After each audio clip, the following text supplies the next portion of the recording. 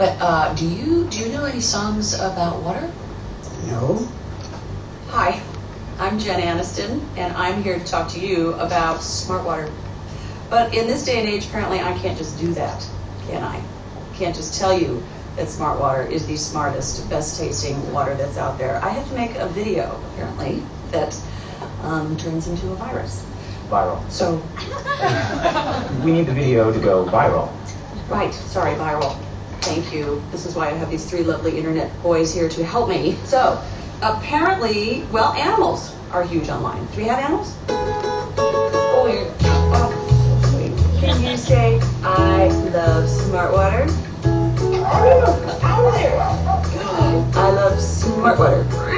Rachel, I love your hair. Okay, that's enough. Let's try to think of something else. Okay, well that's adorable. Look at you guys. Look at them. Wait, what are you doing? No. No dirty dancing, baby. It'll get us more views. It'll also get us arrested. Baby, stop that. You really can't do that yet. Where's the mommy? Full on double rainbow all the way across the sky. Oh my God. Hi, honey, are you okay? It's so beautiful. What? Come on, let's get you up. Here, have some smart water. What did they give you? Anything else? What's left? Oh my God, Jen Aniston, I have been in love with you forever. Oh! Sorry, apparently that's worth about 100,000 hits. Is it hot in here?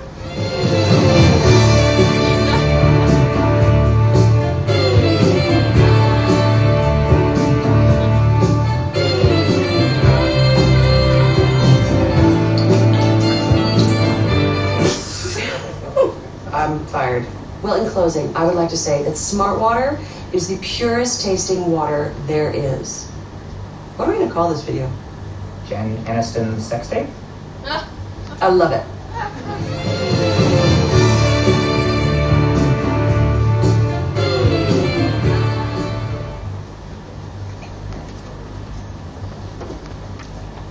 That's great. But I mean, is it an ad? Is it entertainment? Is it? I mean, what exactly is that? And this is a question that Doug is going to tackle for us because, I mean, seriously.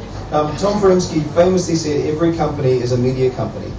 And those of us in PR are encouraging our clients to take this to heart and build good, compelling, shareable, viral content, original content. So, Doug, what advice do you have for companies who want to create great television? I use the term television very loosely because I don't want to get attacked. But what does it take to create great television that's going to ultimately sell something or encourage someone to do something? You know, when you posed this question to me earlier, it didn't sound quite like that. So I know you've got it written down. I guess I would say yes to anything. Well, that is a good question. Right now, you know, I started my company quite a long time ago, and I launched a video portal in Hong Kong called SoU TV. This was a lot of years ago, in internet years. It was back in 2006, 2007. And during that time, we had an opportunity to play around with a lot of different kind of what we thought to be innovative styles in order to be able to change the communication and the way people saw traditional advertising, the way that people saw video. We did a lot of videos that were basically just lifestyle type videos, you know, day in the life of. We tried to do funny videos. We did some artistic things. We played around with webisodes. One of the things that we thought that worked very good for us at that particular time was product placement. And what it was going through and creating something that was interesting content and giving brands a different way in which to position. So, you know, there's some women in the kitchen and they're talking about this, that, and they're gossiping and so forth, and it's funny and amusing and things like that, and they're drinking coffee, and the coffee happens to be a particular brand, and they have to be pouring it from a coffee maker that is a particular coffee maker, so you're not drawing attention to it. We found this to be very interesting, and it worked really well, and it played well. Unfortunately, I think it was a little bit of ahead of what people were thinking. And I kind of see a lot of what we saw in the Jen Aniston video, kind of like that, and that is the fact that brands are trying to deflect around from being a specific brand and trying to play more on the entertainment value.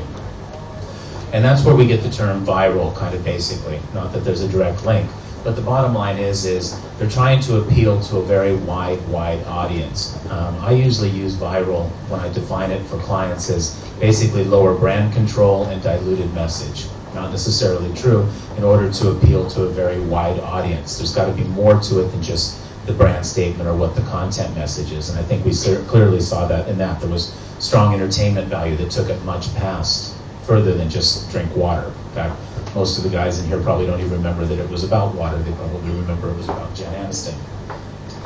So I see a lot of this as the direction that people are going. But unfortunately, I think brands are very reluctant to let go because they're putting up so much marketing dollars from letting go of that real concept of this doesn't have to be about us. It doesn't have to be an advertisement.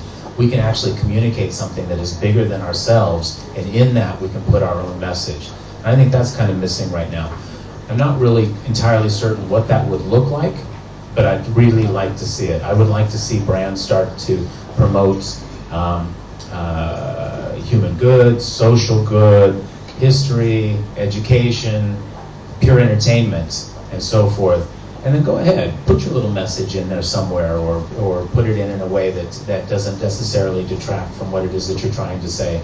And stop talking necessarily about yourself, because most of us in most of these countries, we're sophisticated enough consumers right now that we get advertising. I mean, we get it. And it's time to move on to something that's a little more creative and a little more innovative. I hope this is addressing kind of what you wanted. And this is what I'm looking for. You know, I've seen enough display advertisements to last me a lifetime. You know, I don't know about you, but when an advertisement comes on television, and I love television, I'm one of those that watch 5 hours a day, by the way. Probably. You know, that's the time that I go to the kitchen or I go to the toilet. That's what I do. And so what we need to do is we need to start seeing an evolution. We've been watching advertising for literally thousands of years.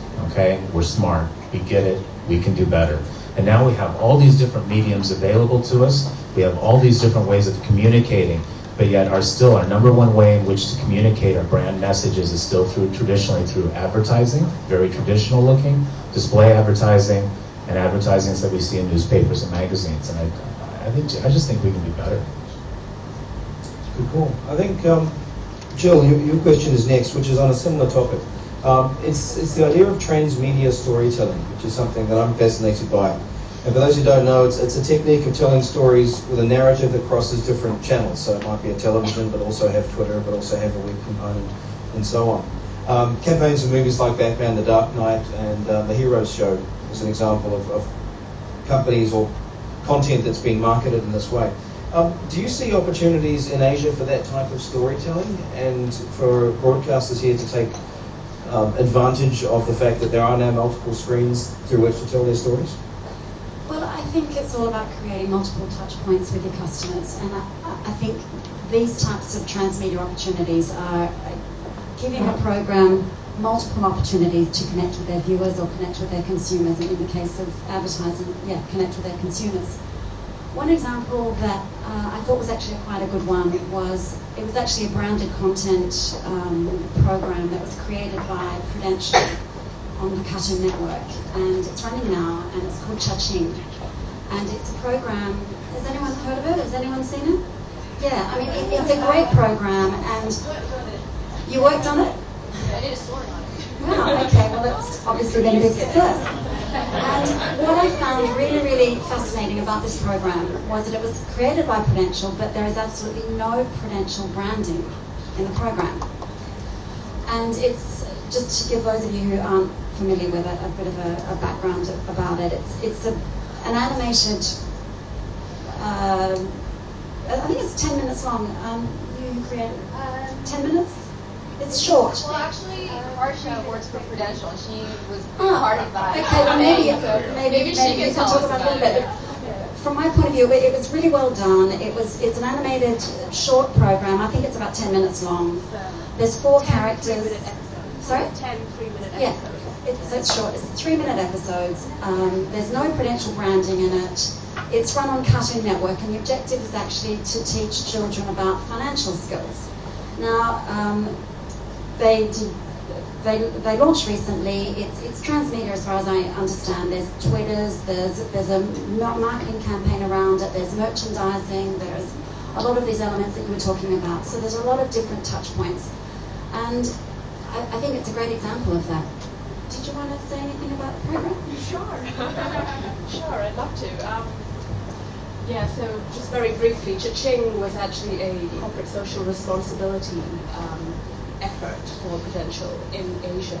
And it basically was a financial literacy for children aged 7 to 12. And yeah, it used the method of cartoons to get the message across. It was quite innovative for a dull, boring insurance company, traditionally seen as dull, you know, to venture into an area that was more excited. So I think we took a toss, and I think it went really well for us. So yes, we're on Facebook, websites, you know, it's all over, on blogs, etc. Thank you. I think it's a fascinating example, I suppose, of how broadcasters are starting, advertisers are starting to adapt to multiple channels. One more example. This is our last little